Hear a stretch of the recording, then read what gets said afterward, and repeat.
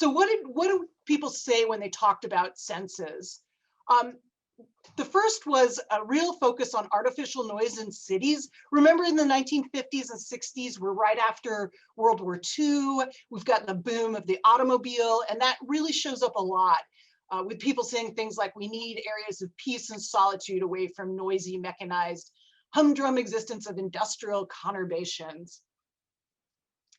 Also, people were attentive to artificial noise in wilderness. There's a lot of concern about motorized access to airplanes, but also a lot of the objection to motorized transportation had to do as much with the noises and the feeling of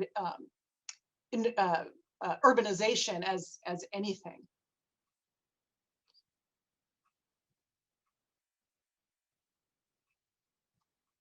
The idea of sensory experience was also really promoted by natural soundscapes.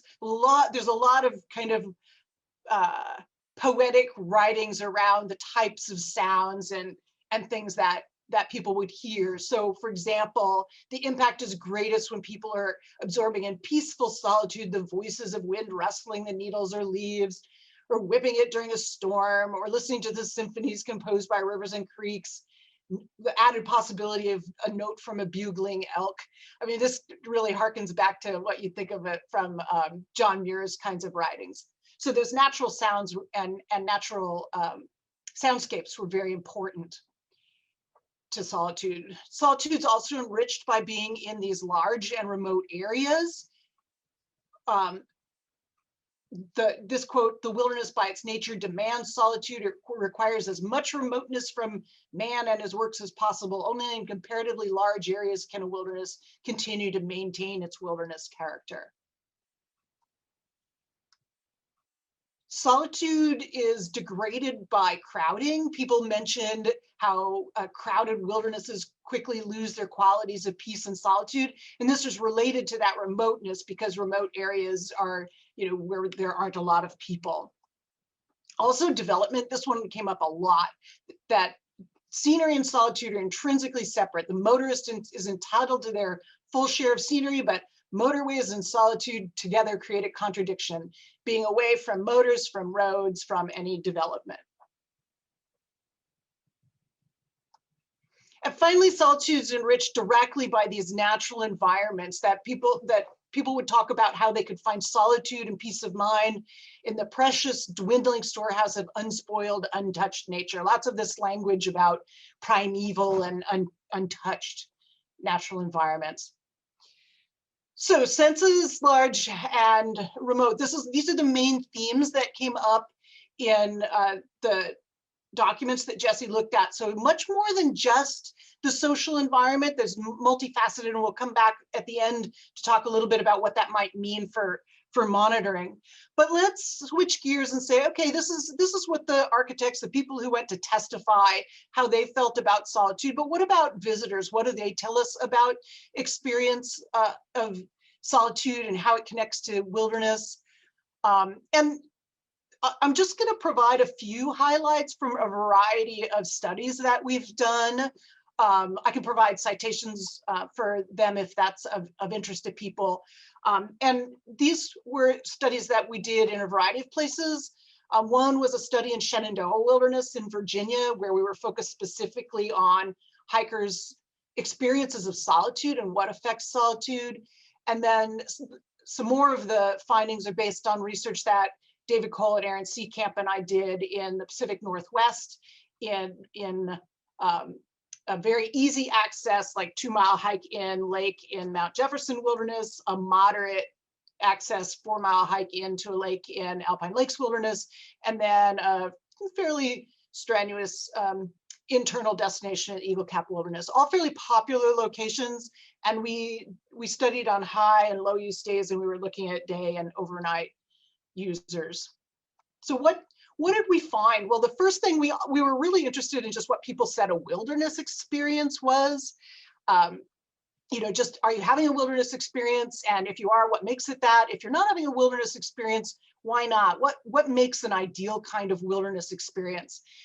And we found that very similar to what was in the congressional record, that people identified a variety of things. The natural setting was probably most front and center in everyone's descriptions of wilderness. Things like, there's mountains all around and ospreys and eagles, lots of references to wildlife, to scenic kinds of features. People routinely would talk about it being undeveloped. There's no motors, no mechanized, devoid of human activity, no occupation, remote and rugged. Many people mention that in a real wilderness, it's out there, it's a long ways away from civilization. It feels so good to take your pack off after a hard day, that the large and rugged size of wilderness, and that fairly well characterizes the wilderness where we were doing this research. Sounds also came up, both in the being away from the sounds of civilization, noise and cars, but also natural sounds. Many people mention the sound of the wind in the trees, or hearing wildlife or birds. So all of those are things that affect a feeling of being in wilderness. But very importantly too, people often mentioned the social setting. Of people of the Shenandoah study, of those who said that they had a wilderness experience, 45% of them said that part of what made it feel like a wilderness experience was they didn't see anybody, or they saw only a few people, or it wasn't crowded. And of the people who said that they didn't have a wilderness experience, a little over half said that it was because there were too many other people, it was crowded, or they ran into large groups. In the Pacific Northwest studies, we found similarly a little over half saying social attributes of the setting were factors that affected whether people felt that they had a wilderness experience, specifically seeing other people. And interestingly, almost 60% of people said that a really true sort of prototypical wilderness experience involves seeing nobody else. So the social setting is important to people's feeling of being in wilderness. And so not too surprisingly then, that experience of solitude was directly connected by a lot of people to feeling like they were in wilderness. What affects the solitude? Well, the natural setting, as we mentioned before, not feeling crowded, not seeing other people, and those sounds all affected the feeling of being, of having solitude. So more factors affect people's experiences of feeling like they're having a wilderness experience, but there's a lot of interactions between the factors that influence the wilderness experience and the solitude experience. And that really resonates with what people were saying during those hearings in the congressional testimony of these elements all being really entwined. These findings were all based on interviews that we did in the Northwest. We were actually out in wilderness, sitting down with people along trails and at lakes and just recording conversations with them. But other aspects of our research used a more quantitative approach. And so in one set of studies, we looked at the kinds of experiences people said that they sought on their trip and then that they achieved. So this was done via surveys that we distributed at trailheads after people were exiting the wilderness. And we measured both how much you're seeking it and how much you achieved it on the scale from 1 not at all to 7 very much. And you can see that all of these are fairly high, being close to nature the most, but others are quite similar.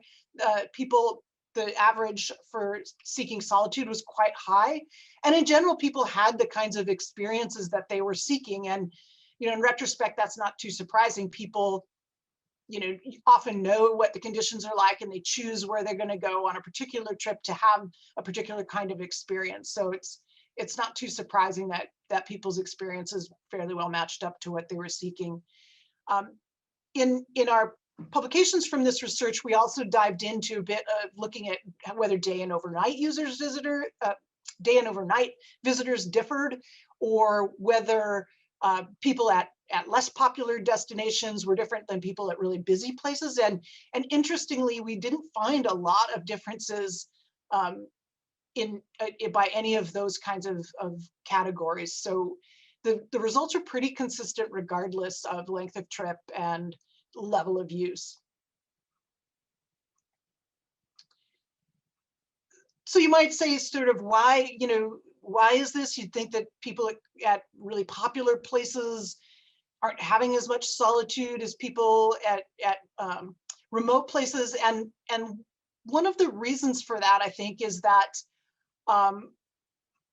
people adjust their trips. And one of our questions asked folks to just say, how often do you go to other wildernesses? Do you avoid impacted places, go earlier or later in the season to avoid crowds, visit on weekdays to avoid weekend crowds, avoid holidays, and so on? And, you know, we found a large percentage of people said, yes, I use these kinds of coping mechanisms to find the kinds of places that I want to go to. So many people choose to go other places. The blue lines, that's spatial adjustment, and or they change timing, the green lines. So people use these kinds of approaches to have the kinds of experiences that they want to get out of their voluntary wilderness recreation.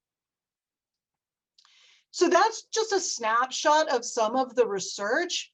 What are some of the take-home kind of messages and conclusions? And then we can open up for a little bit of discussion about what this might mean for management or monitoring or whatever is of interest to you.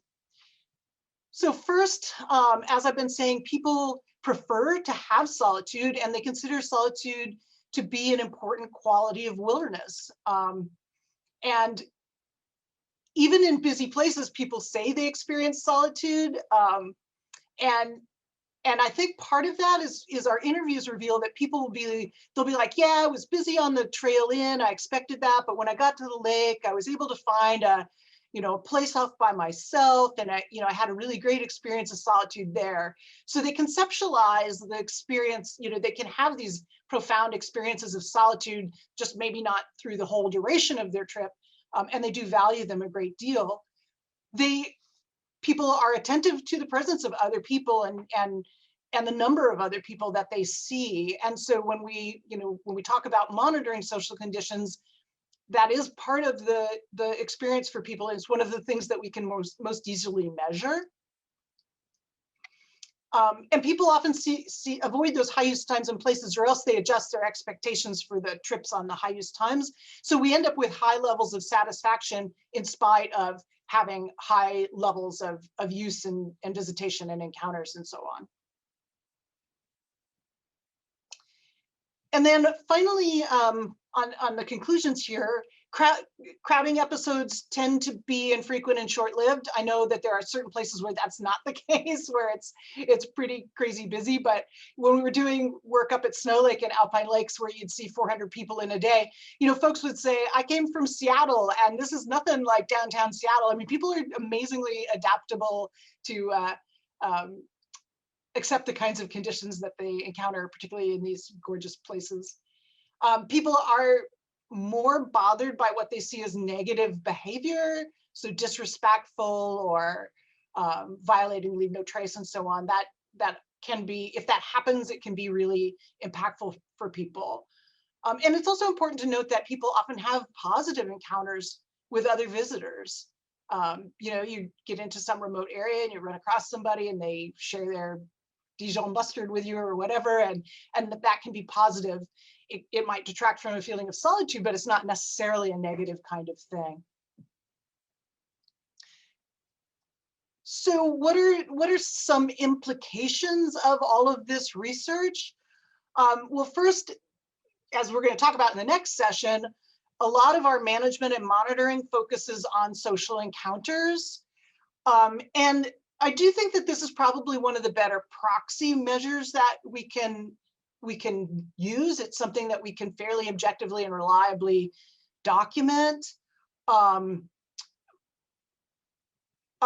I think an interesting point that I haven't really stressed at all today, but has come up in various discussions is, the Wilderness Act talks about opportunities for solitude, and when we're monitoring encounters, we're monitoring the actual experience people have. We aren't necessarily monitoring the opportunity. Just because there's a crowded lake where you run into lots of people, there may still be fantastic opportunities for solitude in that wilderness. And so that's kind of an interesting philosophical kind of debate that managers have to wrestle with. But Jesse would probably point out that we might think about monitoring and intentionally managing for some other aspects that are important to the experience of solitude, like, because of the importance of sound, monitoring. Some wildernesses do have protocols for monitoring, say, the sounds of overflights, which seems like a very appropriate kind of thing to do. Maybe night skies. We don't often think about a way to monitor natural features that promote solitude. I don't really know how we would do that, but all of those factors are really critical in addition to the social experience. So something to just ponder and think about as we move forward. So that's my presentation. I am happy to answer questions, also promote discussion. I think these are really interesting topics to discuss, and yeah. All right, Troy. Yeah, we've got some questions that are popping up in the chat box. I'll go ahead and read those to you, and we'll see where this goes. So the first question I have for you is, were you interviewing people in the wilderness or outside? We've done both. We've done interviews at trailheads at the end of people's trips. The Pacific Northwest study, we were actually interviewing people in wilderness. So sometimes at very remote locations, sometimes, along the trail walking in. The interesting thing was how agreeable people were to being interviewed. I think people really like to talk about themselves, and, we'd start out just by, tell us, why you're here, and, we have these questions, and does this feel like wilderness to you? And then, so we had an extremely positive response, very high response rate to that. And I do attribute it to us just asking questions about, tell us about your experience. People like to do that. All right, thanks. Next question it looks like we have is, what is the philosophy about sign placement, number of signs, and the content in wilderness? Sometimes they are scarce and in number and amount of information. That's really interesting. So, the wildernesses where I've personally worked in Region 6 and primarily in Oregon, the philosophy has been to minimize information, intentionally not putting mileage on signs, not signing minor trails, just major trail junctions, not placing interpretive content in wilderness, not minimizing regulatory information. It's an interesting thing. So I haven't talked at all about what primitive and unconfined recreation might be, but the thinking is it provides a more challenging, self-reliant experience if you have to actually, consult a map and figure out where you are. The management challenge there is there's really competing goals, right? If you've got somebody who is going to a hike on a trail that they've hiked all the time, they're going to look at a trailhead board, right? And so if you've got a regulation that applies like 2 miles into wilderness, the best place to educate them is where they're going to actually stop to look at the sign. But that is this tension about not putting developments, making wilderness seem like a place where there aren't people. And I think Park Service has rather different philosophy overall about what you do inside wilderness, outside wilderness, than the Forest Service. Great, thanks. So the next one I have for you is, this one could be an interesting one. I'm curious what the impact of backcountry airstrips have on user perceptions of solitude for both people who fly in and other users in the vicinity. I know when I've flown in, I get a strange sense of whiplash from the extremely quick immersion into remote places. It's a good question. I don't have data directly on it, so I'm just going to speculate based on the studies that we've done. First, I suspect that for most visitors, being flown over does detract from a sense of solitude. I'm thinking about time I spent in the Frank Church. You're in a place where you've taken a couple days to get there, you haven't seen or heard anything, and then a plane flies over fairly low. It is an impact. It's a short-lived impact for most people, I think. But it is an impact.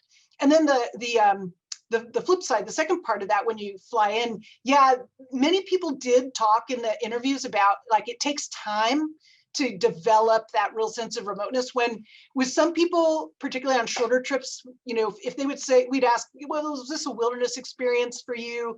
And they'd say, well, sort of, but that takes a little longer to develop. You really have to be able to get in and let go, and sometimes that can take time. And I'm sure folks who've done multi-day river trips know about the phenomenon of river time. Day 3 you get on river time. So it's a good question, and I think there's lots of aspects to it. All right, next one. Curious. Oh, there we go. Curious on how you landed on the 7 scale metric versus like round numbers like 5 or 10. That's a great social science nerdy question. 7 points are generally recommended. So odd numbers are recommended so that the midpoint is neutral, and you give people an option to say neutral rather than forcing them to say agree or disagree or something like that. And 7 points allows you to kind of have some distinction between intervals. If you have like 11 points, the difference between like 9 and 10 on 11-point scale, for Eric, that might be one thing. For me, that might be a different thing. So we're trying to maximize the psychometric reliability of the scale while teasing out the most nuance that we can.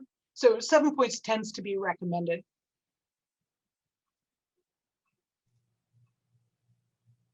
Okay, let's move on to the next one. Is it possible for the feeling of solitude to completely vanish from a wilderness area? That's a great question. Okay, so I'm going to say it's going to be an individual thing, because there certainly were people that we talked to who have a very stringent personal definition of solitude, and they would say there's no solitude in this wilderness anymore. That was a small minority. In fact, in one of the studies that we did, we were really interested in the phenomenon of, because people would say to us, you're surveying people who visit these popular places, and all those people who are bothered by high use don't go here. So you're missing these thousands of people who, no longer go to these popular areas. So we were really intentionally trying to find those people. And one study that we did, we were really lucky because in Region 6 at the time, they had self-issue registration at all of the trailheads, like, I don't know, in 17 wildernesses or something like that. So we were able to get all of the permits from the really low use trails, like, 200 groups a year trails, and then the really high use trails. And so we stratified, and we did, this was back in the day when you could actually get people to respond to a mail survey. Yeah, so, and the question we asked was, are there any wildernesses in the Pacific Northwest? We gave them a map with all 59, 60 wildernesses and said, are there any that you just don't go to for any reason? And there was about like maybe 5-7% of people who said, yes, I can tell you there's a wilderness I don't go back to. Sometimes it was really sad things like my dog died there. Sometimes it was biophysical things like it burned up and I don't want to walk through burned forest. So, it ended up being about 5% of people who said, there's a wilderness I no longer go to because it's too crowded. And they identified basically like 6 of the 60 wildernesses in Oregon. So a handful of people who have this absolute displacement phenomenon, I'd say for the large majority of people, they would say, you can still have solitude in this wilderness. You have to get away from the trail. Maybe you have to go a little farther, go to a little different area, or maybe the solitude is the thing that happens while you're sitting on the lakeshore at night, looking at the stars. People are pretty adaptable and resilient in terms of their experiences. Good question. So we've got a couple actually follow-up questions to that one. So let's say, how can you revert an area back to wilderness once it's lost its character? Oh, man.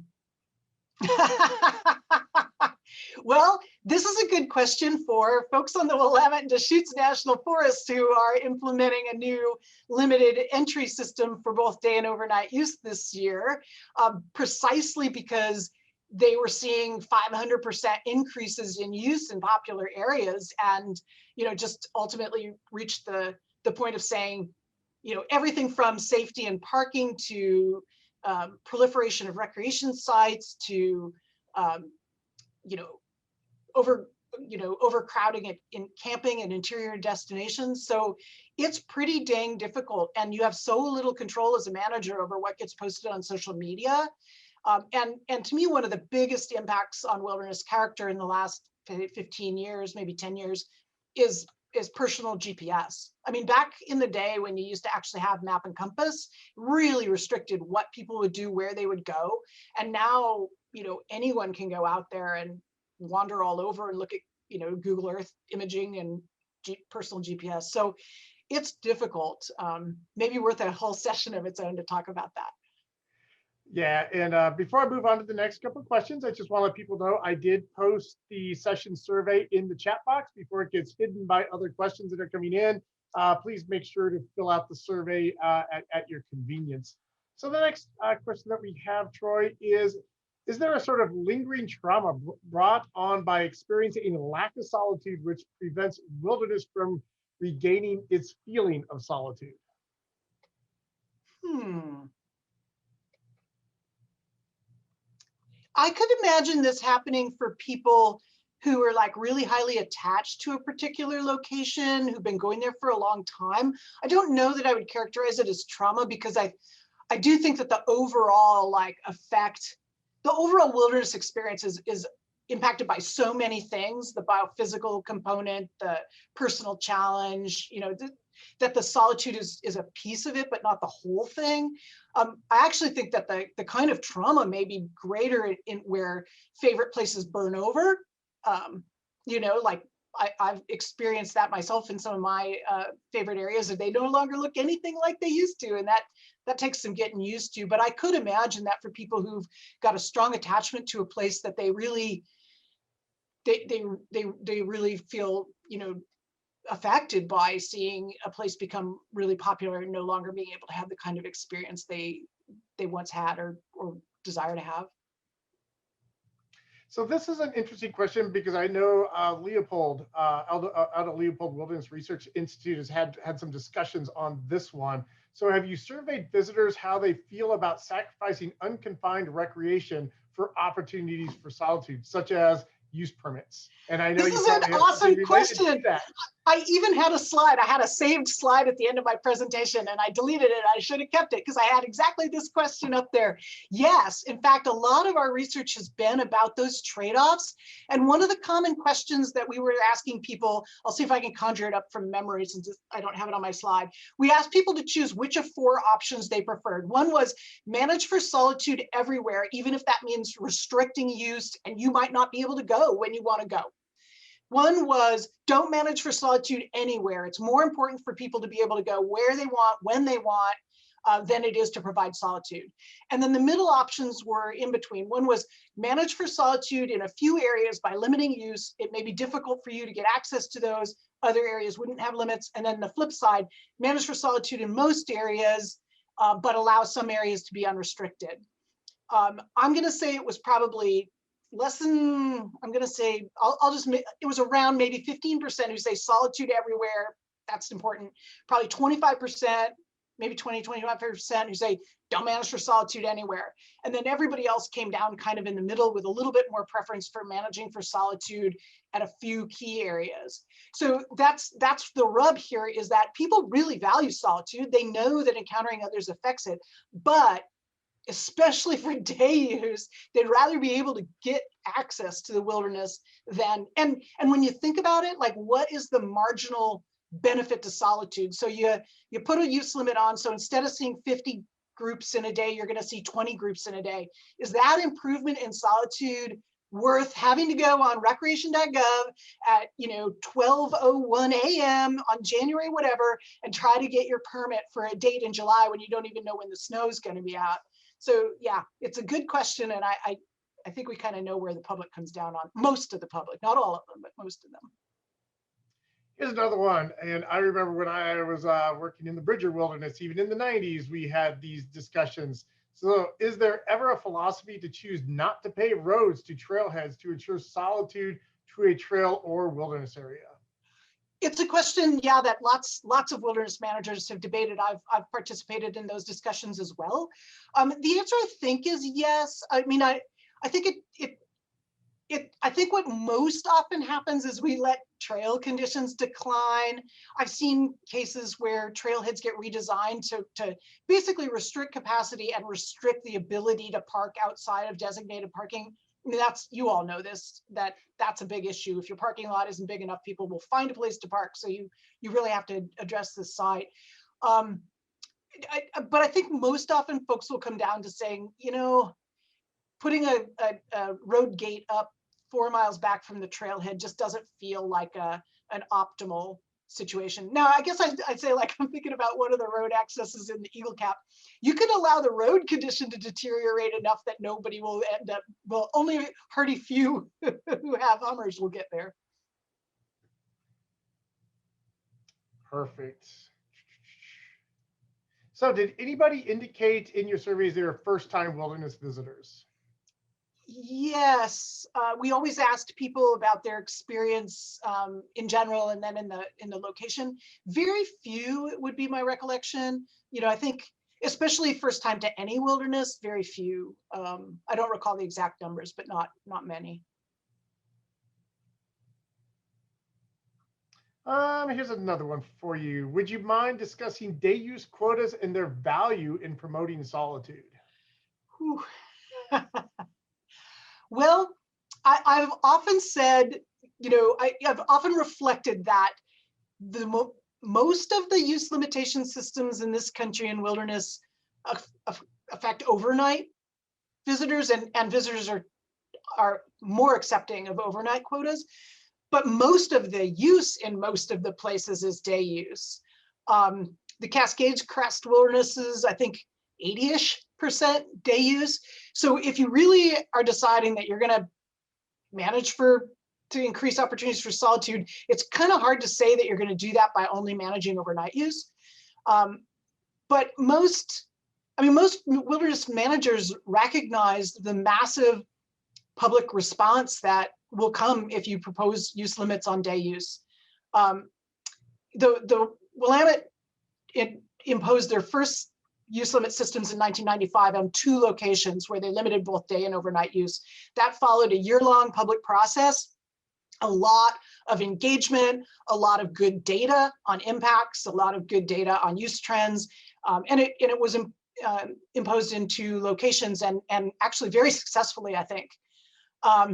Interestingly, 2 years later, the Mount Hood National Forest tried to do a similar thing because they had data that showed that they were massively outside their forest plan standards for encounters, and the public reaction was extremely strong. I don't know if anybody participating in this webinar remembers that, but I was working on the Hood at the time, and it was very interesting because environmental activists actually got a senator from Washington State to introduce a rider to an appropriation bill that would have prevented the U.S. Forest Service from managing for solitude in wilderness. That was the language that was going to go into law as a rider on an appropriations bill. And so that proposal kind of just disappeared. Yeah. So, but the Willamette Deschutes, their system is underway now for the Cascades Crest, and it'll be really, really interesting and informative to track the impacts there, and also the displacement effects. The people who, the people from the local area who are used to going on day trips every weekend, where are they going to go now? And just as a plug for that, Jason Fisher will be talking about the Cascades Crest permit system on Thursday at 1:30 Eastern Time. So the next question I have for you, Troy, is with regard to user surveys, how may the data be skewed by demographics surveyed, especially with the idea that wilderness areas are relatively inaccessible to underserved communities? So it's a good question. We represent the data as the views of current visitors, and yes, that is and to be honest, it's also an aging white demographic. It's not just underserved groups. It's it tends to be well educated, above average incomes, and aging. So that is why we need more work with other populations who either don't visit wilderness or visit infrequently, and we didn't target anything like any NOLS or outward bound courses that might serve different populations, or youth corps or anything like that. We were looking at recreational visitors. So that's a good call for work.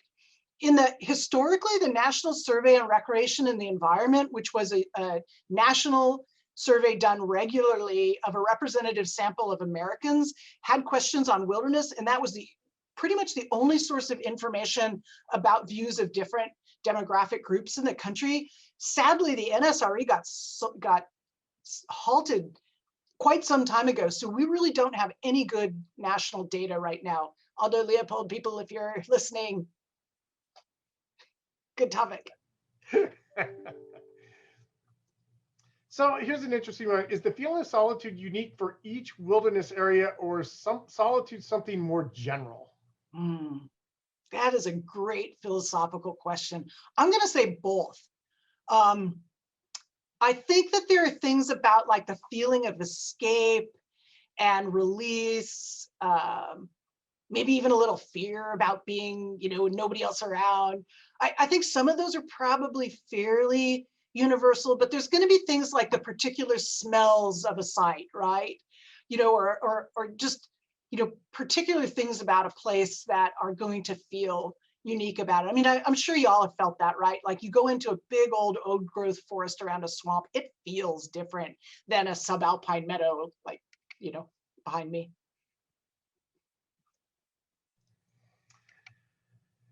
Okay, we were down to just a couple minutes, so I don't think we're going to get to all the questions. But what are the most effective ways to educate users about wilderness and the expected behaviors? Signs are not always read or understood. That is a great question. And I don't know if the Carhart Center still does a course on communication. I know I've taught it one in the past, and there's some really great examples out there of creative ways to use trailhead signage, very non-traditional, non-Forest Service-y ways to capture people's attention. Also, the Wilderness Info steering team and WAG teams have been working on content for particularly new visitors or less experienced visitors that are going to go on to Wilderness Connect. So I think using a multiple suite of tools, social media is obviously a way to reach certain audiences. You're always going to have the group of people who drive up to a trailhead and didn't look for information anywhere, and so that's going to be your only opportunity to get some of those folks. And I think it actually can be successful if done right, but it does take some care and attention. And whoever asked that question, if you want to get in touch with me directly, I actually gave a presentation about sort of effective principles for effective communication, because I teach communication theory and environmental interpretation. I'd be happy to share that with you. So this one, I don't know if we have time to really get into it in the last minute, but it gets back to the question about with roads and whether paving them all the way to trailheads and all that. So the question was, how do those policies allowing roads, trails to degrade impact accessibility for those underserved communities or underrepresented users? Probably negatively, I would say, and maybe then what we want is some intentionality to think about what are the ways that we can enhance access for those populations in places that they would find desirable to go. I mean, I think it needs to be a partnership of reaching out proactively to those communities. I know lots of folks in the agencies, especially in the past year, have been really soul searching about this topic. And maybe, I think if Jason's talking about the permit system, he'll talk about what efforts they put into trying to intentionally not disadvantage underserved populations. Dr. Troy Hall, thank you very much for your time today. It was great hearing from you. Wonderful information, and especially based on what I'm seeing in the chat, I think a lot of people got good information out of this. Awesome. Thanks so much. Thanks for the great questions. I feel like we could be great if we were in person and could be having a great dialogue around this, and hopefully next year.